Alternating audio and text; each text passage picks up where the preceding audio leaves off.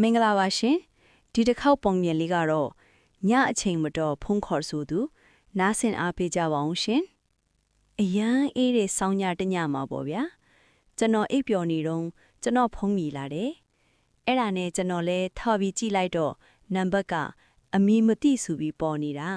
အဲ့ဒါနဲ့ကျွန်တော်လဲဆက်စုချင်းစိတ်နဲ့ဖုန်းကိုကင်လိုက်တဲ့အခါတစ်ဖက်က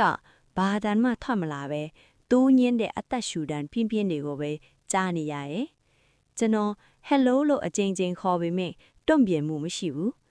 10မိနစ်လောက်ကြာတော့မှ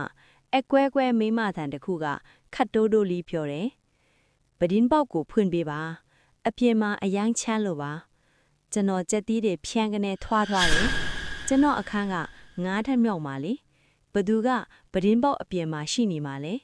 တွေးရင်းနဲ့ကြောက်ကြောက်လန့်လန့်နဲ့ပဒင်းပေါက်နာကိုတွားကြည့်မိတယ်လိုက်ကာကိုအသားလေးဟားလိုက်တဲ့အချိန်မှာဒုံဒုံဒုံဆိုတဲ့အသားနဲ့အတူဖြူဖြော့နေတဲ့လက်ချောင်းတွေကမှန်တကောက်ကိုလာရိုက်တယ်ကျွန်တော်လန့်ဖြန်ပြီးနောက်ကိုစုပ်လိုက်မိတယ်အဲ့ဒီအချိန်မှာပဲဖုန်းထဲကနေအဲ့ဒီမိန်းမကရေတံစူးစူးကြီးနဲ့ပြောလိုက်တယ်လက်မကြည့်နဲ့အောင်နော်ငါအထဲရောက်နေပြီကျွန်တော်လဲဘင်းနားမှာအေးဆက်ဆက်အငိအသက်တစ်ခုကိုခန်းစားလိုက်ရတယ်အဲ့ဒီအချိန်မှာပဲကျွန်တော်လန့်ပြီးអော်လိုက်တော့အော်ငါအိမ်နဲ့ဆိုးမှတ်နေတာပါလားဆိုပြီးဖြေသိမ့်လိုက်ရတော့တယ်